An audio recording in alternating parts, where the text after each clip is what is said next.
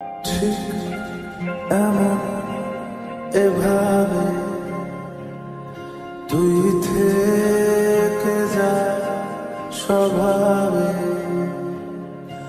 আমি বুঝেছি ক্ষতি নেই,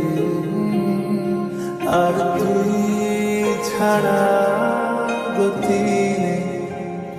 ছুঁয়ে দে আগুন, ফুটে যাবে।